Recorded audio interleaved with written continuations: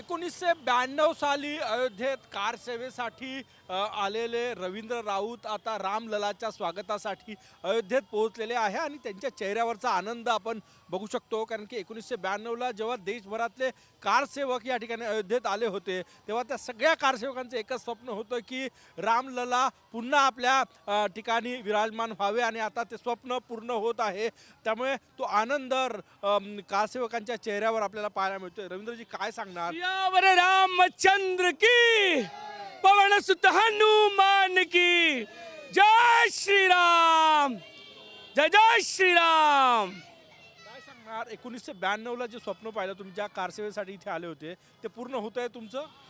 आज हे एवढं मोठं स्वप्न जे आहे, जे आम्ही त्यावेळेस 1992च्या वेळेस आमची जी 60 लोकांची जी टीम होती आणि आम्ही इथे आलेलो आणि आम्ही शपथ घेतलेली की आम्ही हे जे कार्य आहे हे आता जे निस्तमन नाबूद करूनच हे आम्ही सोडून आमचं मंदिर स्थापनेसाठी आम्ही ही सुरुवात आम्ही त्यावेळेस केलेली आणि आम्ही शपथ खाल्लेली आणि त्याप्रमाणेच आज ही आमचं जे आमची ही जी विचारसरणी होती आणि आमचे जे हे विचार आहेत आणि हे जे आमचे स्वप्न आहे ते मोदीजींनी साकार करून दाखवलेत।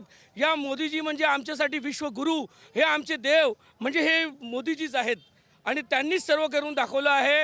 हे आता तर हे राम मंदिराचं आमचं झालं आहे, हे अयोध्या तो झाकी है, काशी मथुरा बाकी है। 1992च्या आठवणी काय सांगणार जेव्हा तुम्ही इथे आले होते? 1992ला जो जनसमुदाय इतका प्रचंड अशा लोटणीचे आम्ही इथे कारसेवक सर्वजण जमा झालेले, हर एक प्रांताचे लोक एक जय घोष, एक बोलते वानर सेना म्हणून ही सर्वत्र या राम मंदिराकडे आलेली। आम्ही आमचे राम तिथे बसलेले होते, त्यामुळे आम्ही त्यांना राम मंदिरच म्हणू आणि त्याच्यावर जे ढाचा बनवलेला तो आम्ही ढाचा निस्तनाबूत करून दाखवला। आत्ता रामललाचं आगमन प्राणप्रतिष्ठापना होत आहे 22 तारखेला। किती आनंद आहे तुमच्या चेहऱ्यावर? खूप म्हणजे हा गगनात मावळ ना असा हा आनंद आज मोदीजी आणि योगीजींनी हा इथे कंप्लीट करून दाखवलेला आहे, पूर्ण करून दाखवला। तुम्ही अयोध्येत आले, आता किती दिवस राहणार आहे? दर्शन झालं का? आम्ही आता आमचे दर्शन झालेले आहे। आम्ही हे आता 22 तारखेला सुद्धा आहोत आणि आम्ही या 28 तारखेपर्यंत येथे राहू आणि याच्यामध्ये जी आम्हाला जी सेवा करायची आहे ती आम्ही सेवा इथे करत राहू।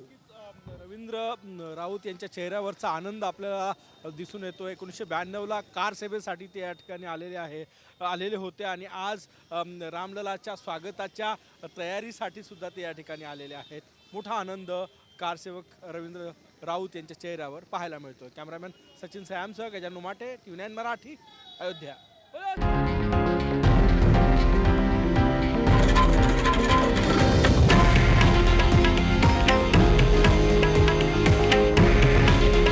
हे आहे देशातील नंबर 1 न्यूज नेटवर्क आणि आपण पाहत आहात TV9 मराठी।